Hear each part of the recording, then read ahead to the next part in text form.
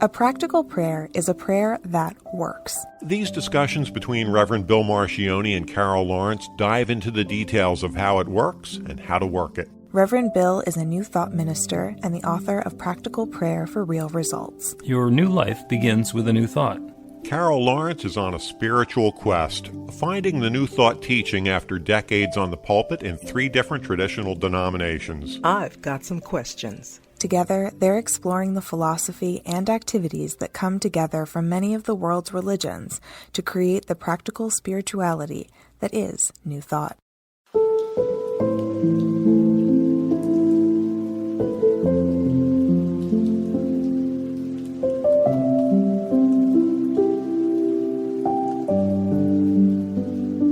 Welcome to the Practical Prayer Podcast. I'm Carol Lawrence, and I'm here with Reverend Dr. Bill Marchione, and we're going to talk.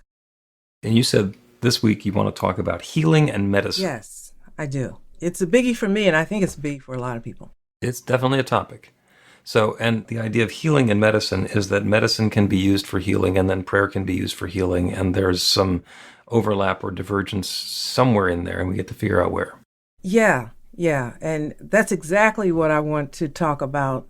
I grew up and healing and things like that were a part of traditional teaching, but not acceptable necessarily, but it was kind of out there, back there. Like I would go south to visit my father's people, and there was a lot of healers there and different kinds of alternative situations. But people, that was a no-no. You're not supposed to do that, because when you come to church, you do something different. You pray for healing, but you just kind of... Anyway, this is not a slap to anything. It's what I believe and how I have really come to terms with it and how I'm learning more and more. So I ran into Ernest Holmes one day and read everything that he talked about healing. I really, really do believe, it's more than believe. I mean, it is. I just believe it. It is. And in my own situation, I've experienced it, but I didn't know what I was doing until now. I look back and I can see that is in alignment with everything that is New Thought in terms of healing.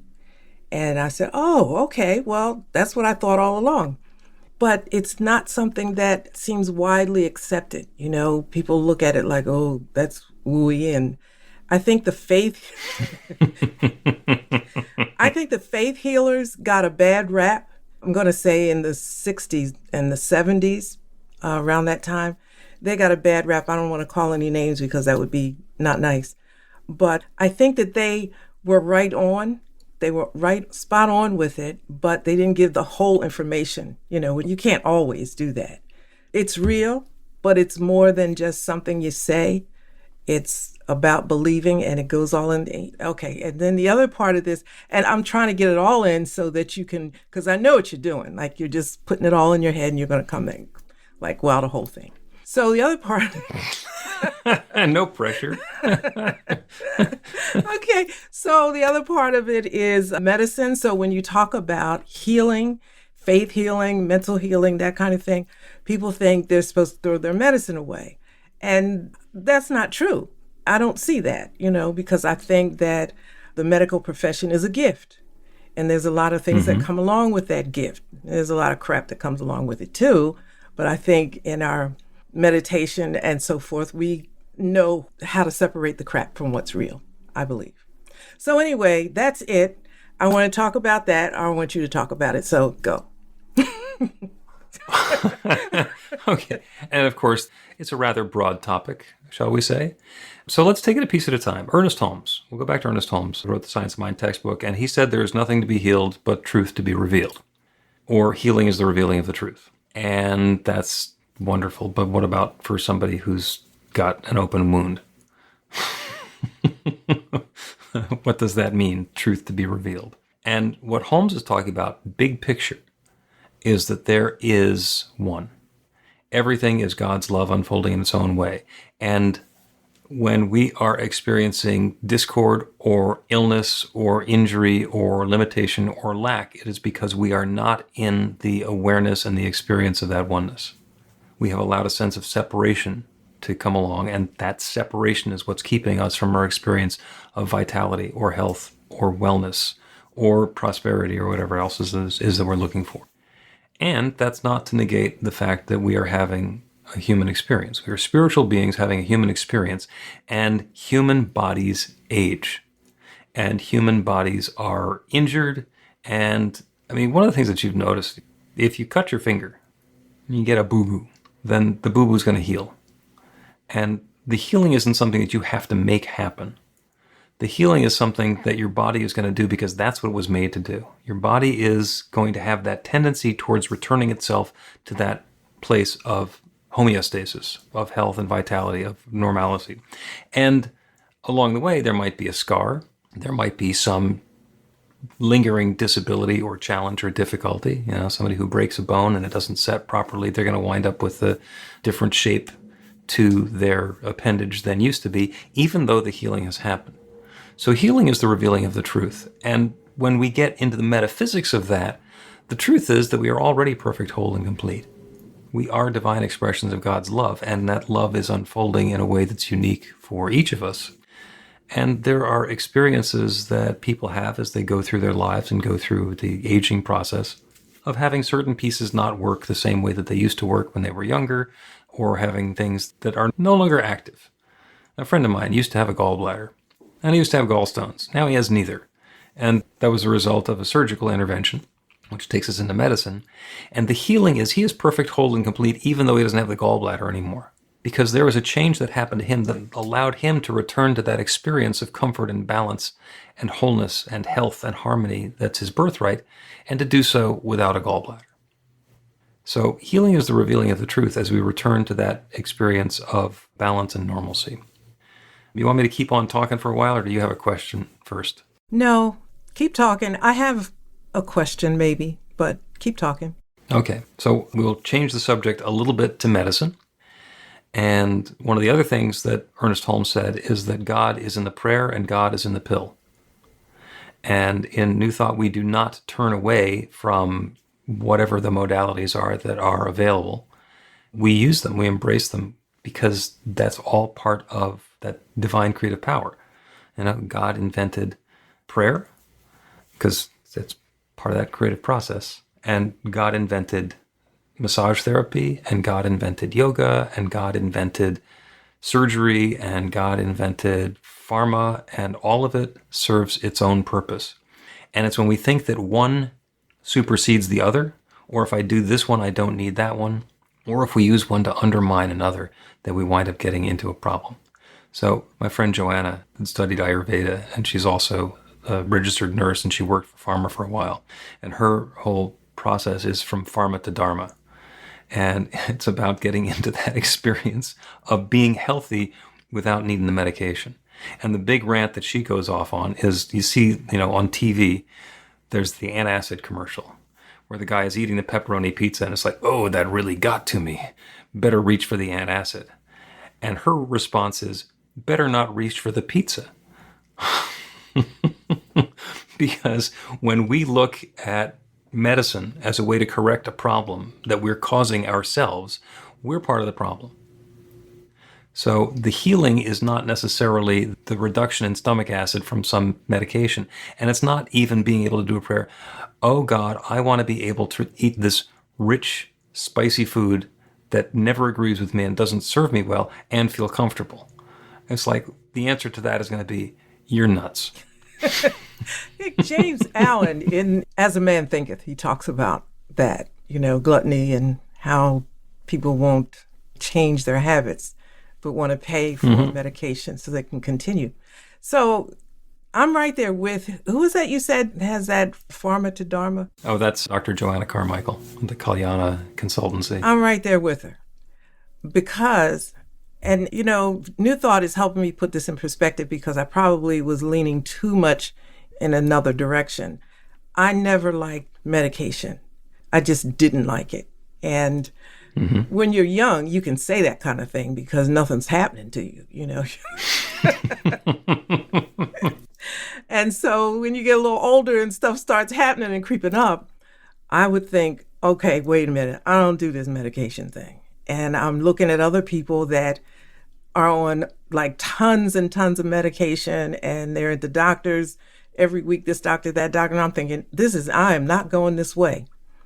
Now, and then I would hear, and I call them the old aunts, they'd say you trade one disease for another. So you take the medication to relieve one disease, but then you have this whole list of side effects and whatever else if you take the medicine.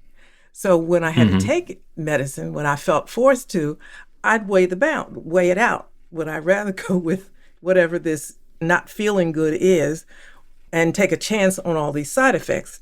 And most of the time I chose to throw the medicine away. But then again, let me say this, you're young and maybe not so young, and that's okay for a while. Here's what I'm getting at. I don't have a problem with medication. What I have a problem is over medication. And I'm wondering, I don't want you to talk about it because I already know what I believe, so I'm going to see if you change. So you're testing your belief on me? Yeah. All right. We are created, perfectly. Like, we create. And I think that if we are one with God, or, then we have to be in alignment and open ourselves to the healing that's there already, or the process of healing that is trying to take place without the intervention of a lot of stuff. In other words, I'm saying, give your body a chance. But this is not the time in history where we give our bodies a chance. It's like medication, fix. And the next thing you know, people are hooked on medication, blah, blah, blah. So where's all this come from? Okay, so I know what I thought, and then something that always happens, it's a good thing. Sometimes you get backed against the wall and you're faced with your own beliefs. Now what you gonna do? And let me make a disclaimer. Don't do what I did, okay? Don't do this. I'm just saying this is where my head is. So this is Carol's cautionary tale. So, I had a little thing going on and medication, and I read, and they said, this is the medication that goes with it, and this, and it was so much stuff. And I'm thinking, okay, I have to take this. And I'm asking my relatives, is this in the family anywhere? And it just was ridiculous. I was getting nowhere. Nobody had this problem except for me. And they're talking about heredity. Okay. I just got to a place one day. I got so tired of it. Skin was dry. I said, God, I don't get it. Like, I don't get this. And this was before New Thought, way before New Thought. And I said, I don't get this. But I tell you what, I don't think all this is right. So I'm not taking this medication anymore. I'm cutting it off cold turkey. And if you got something else to say about it, I'm listening, but this stuff is gone. I'm giving you a shot. That's how I did it. Or that was my mindset. And all is well. Now, I'm not saying that you should throw away your medicine. Okay. At all. Okay, I want to say it again. I'm not saying throw away your medicine or ignore the doctor's, advice. But I'm saying give God a chance. Isn't that what homeostasis is? I mean, give your body a chance to be where it was designed to be. And let me say this. You're laughing at me, okay, but let me say this. No, I'm laughing at my own story about this. I think that our bodies were designed to fix anything that goes wrong. Because if it wasn't, then we're not perfectly created. I think we're supposed to be able to fix everything. But there's stuff in the atmosphere, there's stuff in the water, there's stuff everywhere that just probably just overwhelms our ability to heal. Immune systems go crazy because of stuff that happens, and maybe even little stuff we've done. I get it. But if we are so quick to medicate, I think it impedes our body from healing the natural way. Am I making any sense with that? There is definitely something to be said for that. And somebody reminded me, I think it was yesterday, of an Ernest Holmes quote where he said that prayer will heal as long as our beliefs change before our body is destroyed. And there's a timeline in there. And there's also a timeline involved in the human life. There's some people who live to be 100, but there's nobody who lives to be 200. So when that newborn baby comes along, I got news for you. Sometime within the next 200 years, there's a death event heading their way. And by its nature, death is not a health experience. It is the natural order of the body as it evolves and goes through and does what it's going to do, a step along the way and a step along the way. One of my pithy quotes is that perfect health is simply the slowest rate at which we can die of old age. And that's okay. So the healing that is the revealing of the truth is about being in that balance point. There is value in the prayer. There's value in the pill. There are things that we can do when we are guided to do them. And yeah, don't take every medication in the world just because it's going to solve a problem that you could solve otherwise. And be open to the possibility that the medication can be helpful. I've actually got a story about me and prayer and healing, and I'm going to tell that right after we take a quick break. Get inspiration in an instant. God calls are the gentle and uplifting moment of truth to help you remember that the bright light of God's love is shining right now as you. It's your God Call with Reverend Bill. Start your 2-week free trial today, and you'll get a phone call 4 times a week from Reverend Bill with an uplifting half-minute message filled with insight, wisdom, story, and fun. Let your light shine. You can answer the call to listen to it live or let it go to voicemail so you can hear it later. After the free trial, your subscription is just $5.95 a month. The details are at godcall.org. God calls are disruptive, intentionally. Whenever you write something, put on a gold star. They take you away from your routine to remind you about the truth of who you really are. They come at random times between 8:15 a.m. and 6 p.m., so you won't be expecting them. And somehow, the message is exactly what you need to hear at the time. Magic is loose in the world. It's a moment of motivation in the middle of your day. Find out more and start your 2-week free trial now.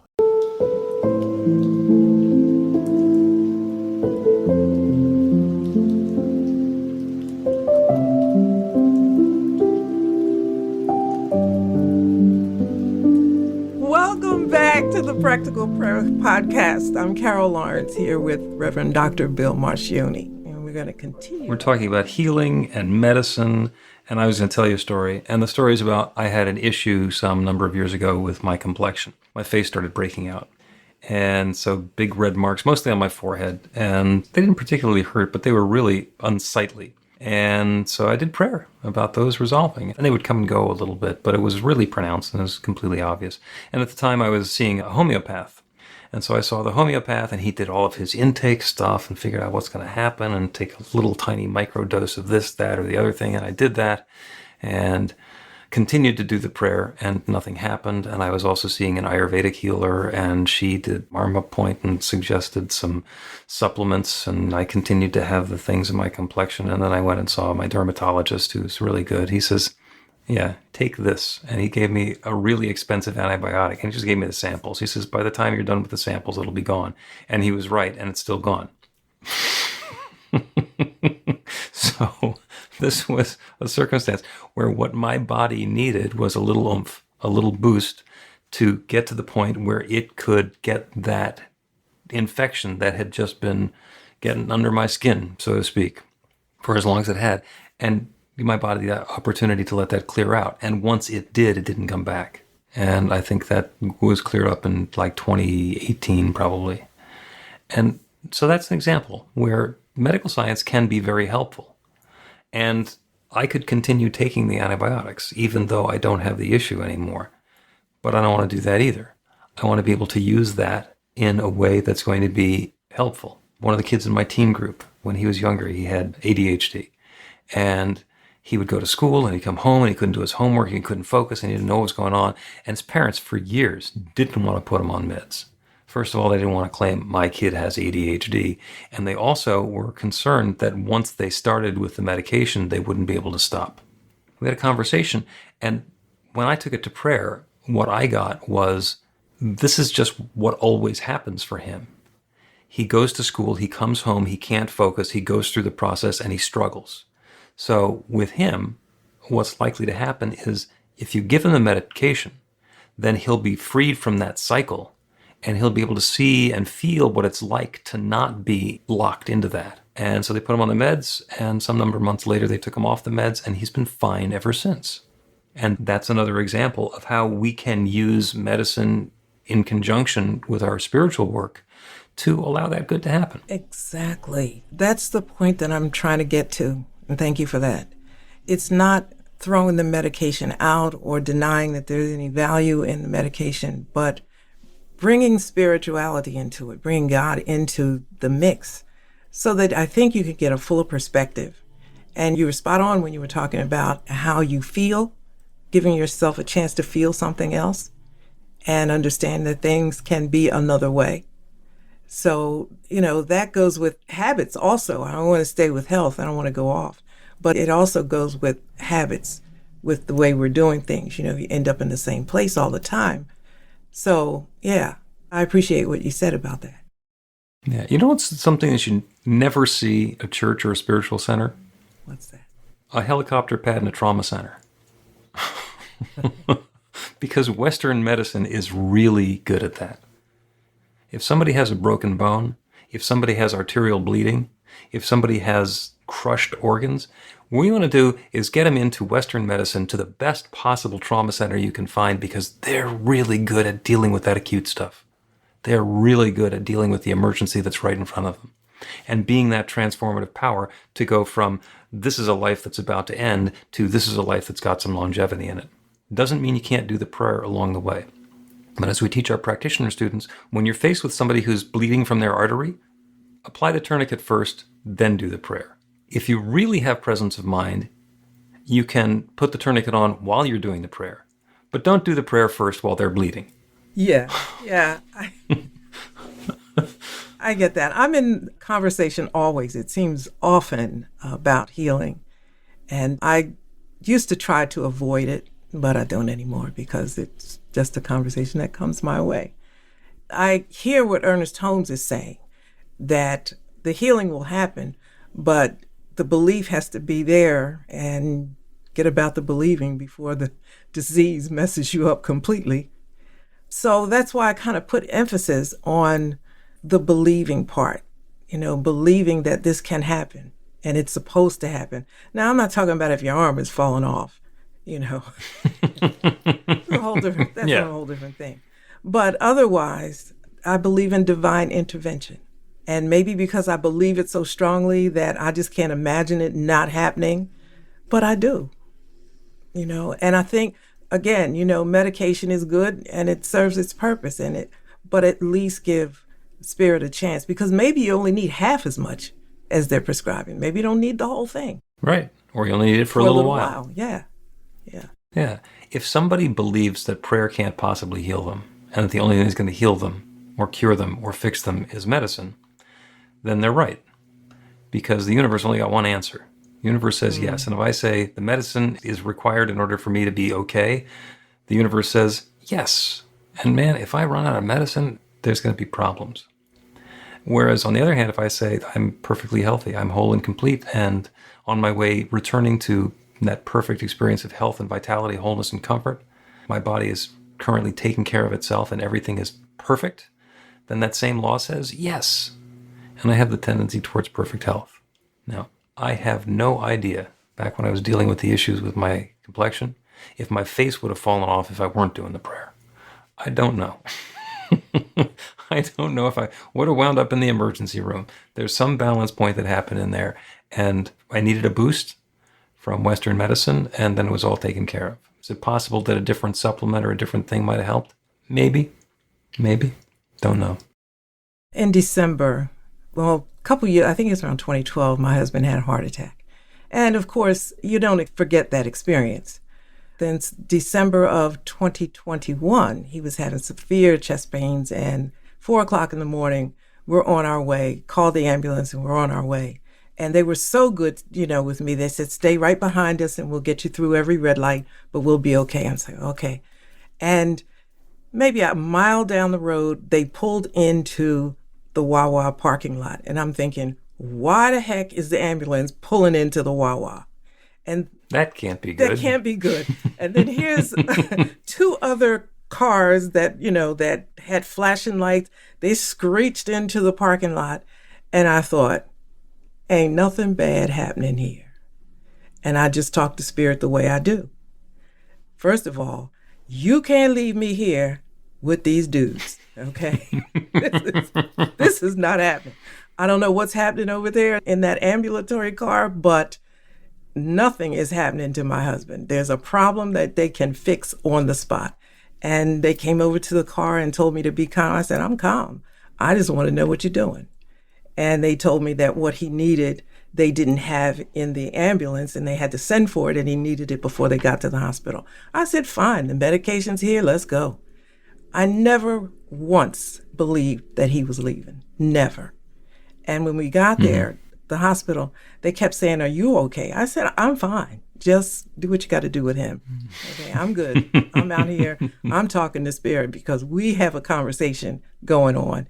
It has to do with his health and me being here in this life without him. That ain't happening right now. So I kind of felt like I had two things going on.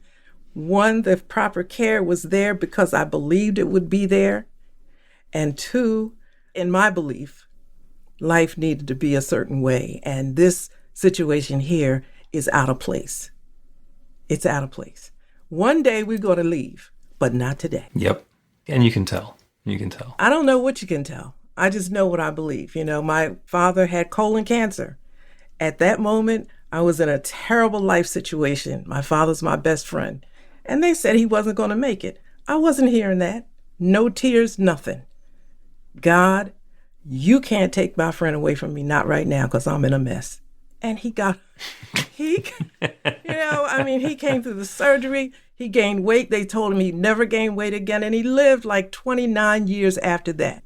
You know, that's what I believe. Yeah. And there have been other situations, but there's no crack in the belief. I guess maybe I'm wondering if that has to do with it. And you can't make somebody believe like that, I don't think. Oh, yeah. The belief is something that is unique to us. And even when we say we believe something, it's not whether we say we believe it or we want to believe it. It's whether we actually believe it, because that's what the law is acting on.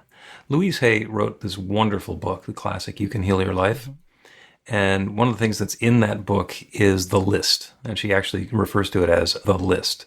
And it's a 3-column list of symptoms and the metaphysical cause for the symptoms and the affirmation that addresses the underlying wrong, false belief about the condition.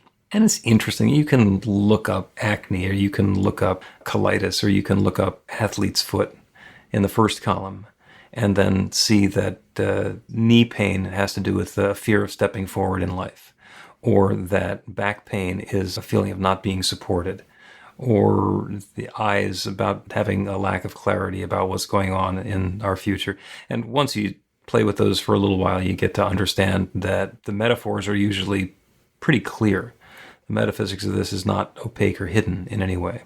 What I noticed, I first got a copy of that book probably in the 80s, maybe the early 90s. And I would continually read the first column to find out what the problem was, and the second column to see what the underlying belief was. And I would skip over the third column. But it turns out the third column is really the important one, because that's the one that's where the healing is. Mm-hmm. And so many of it, I step forward joyously in life. And they're usually pretty short.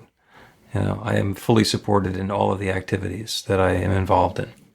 And they're really powerful. And when we take those and make them the nugget, the kernel that's inside of a practical prayer, there's tremendous power, because we're bringing that infinite creative power that creates everything to that affirmation and letting loose everything else, everything that's not like that. There is no need for foot pain when I can step joyously into life. And with that on top of what's available from Western medicine and from Eastern medicine, see an acupuncturist, get Chinese herbs, do Ayurvedic treatments. There are so many different things that can work. And even beyond the physical modalities, there's energy work, there's Reiki, there's pranic healing. There's so many different ways that we can fine-tune the experience of life that we're having. The change is at hand. Mm-hmm. And it's about the guidance as to which one's going to work for me right now. And it might be the prayer, it might be the homeopath, and it might be this really expensive antibiotic. I think sometimes now, if I knew then what I know now, for example, I had bilateral knee replacement, and I wish I knew a long time ago. Maybe I would have been able to avoid some things based on belief. Now, maybe not. But I'm not convinced that everything you experience cannot be addressed spiritually to at least some degree, you know. I completely agree with Yeah. that.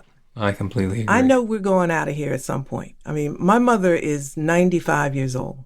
She takes nothing except for she has dementia, but that's absolutely all. Nothing else.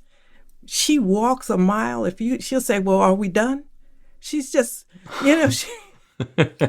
And I remember her whole life. I think she got a cold. I never ever remember her being not well, and she would always say, "I'm just perfectly fine. I don't take any medicine at all." She says the same thing now, except for this dementia. No high blood pressure, none of the crap that people have.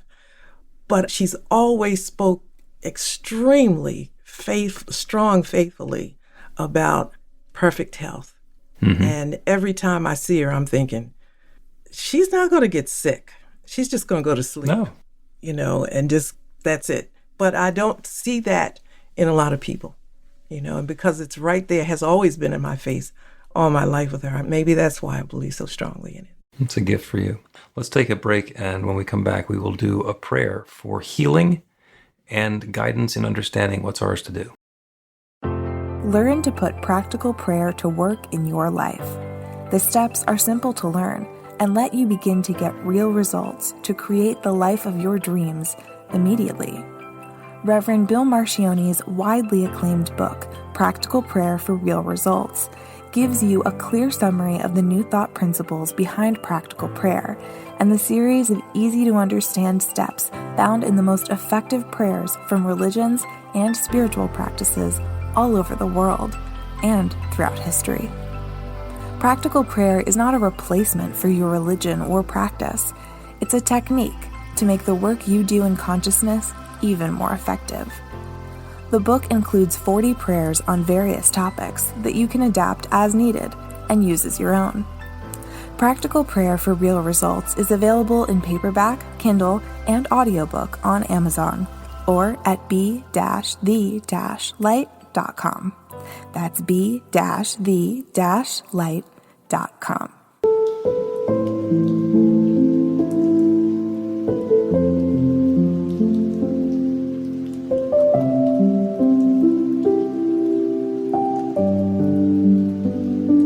Welcome back to the Practical Prayer Podcast. I'm Carol Lawrence here with Reverend Dr. Bill Marcione. Conversation has been amazing. It has. This has been wonderful. Healing is the revealing of the truth. And the truth is that we are perfect, whole, and complete, and sometimes something gets out of whack. And it is our job to participate in whatever way is appropriate in re-whacking it. I like that. If that's a word. But you know what? I said a lot of stuff, right, about natural healing and all of that.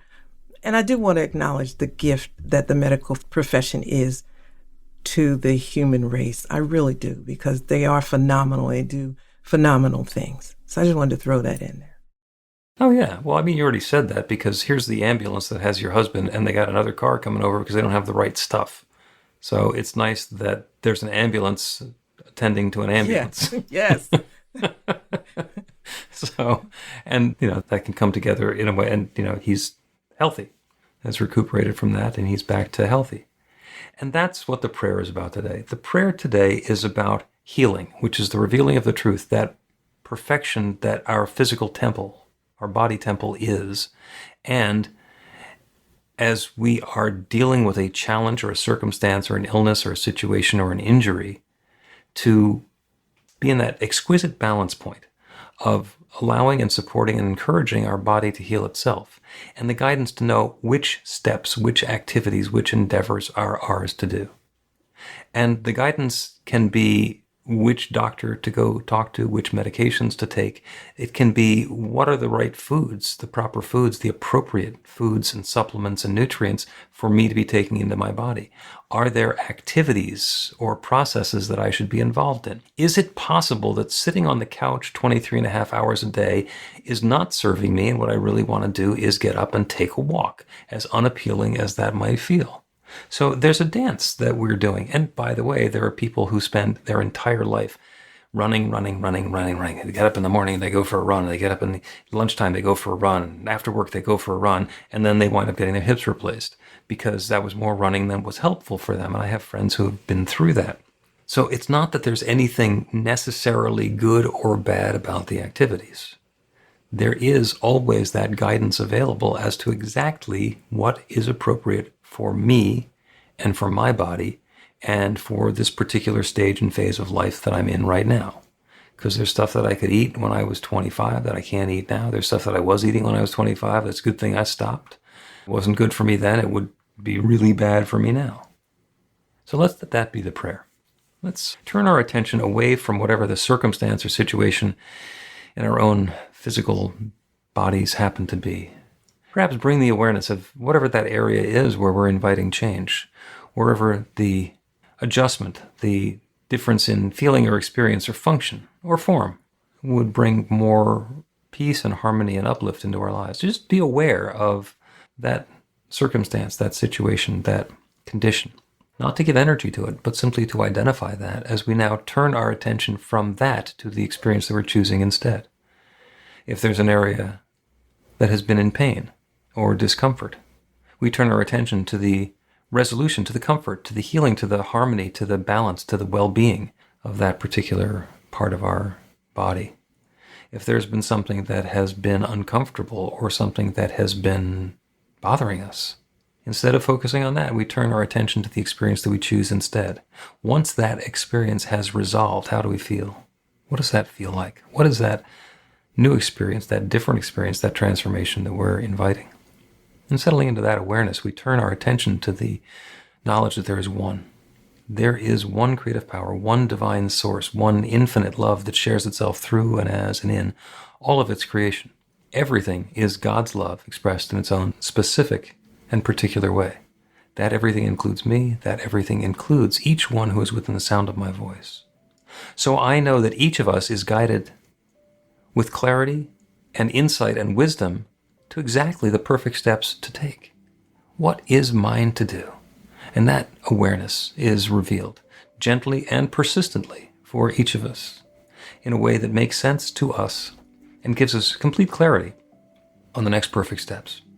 And I know that each one listening is taking that next perfect step, following the guidance, partnering with that infinite creative power that creates everything, doing our part to allow our bodies to come back into that feeling, that experience of health and wholeness and vitality.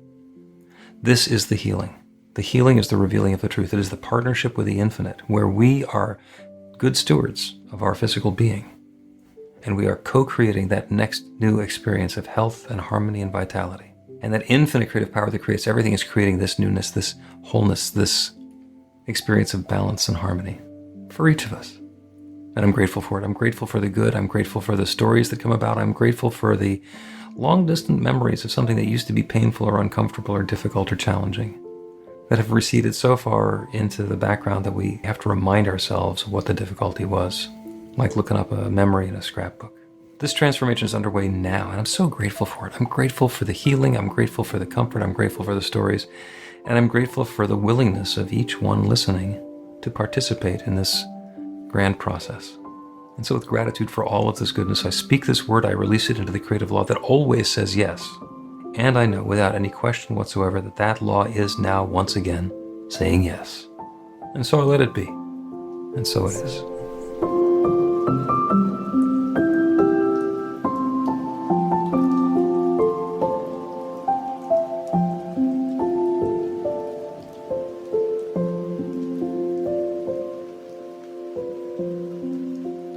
The Practical Prayer Podcast with Reverend Bill Marcioni and Carol Lawrence is a production of BeTheLight.com. be-the-light.com, where you can find more information about practical prayer for real results. Our theme is by Music of Wisdom. You can learn about the spiritual community of New Thought Philadelphia with daily guided meditations, Weekly celebrations of spirit, and Reverend Bill's classes in practical spirituality at newthoughtphilly.org.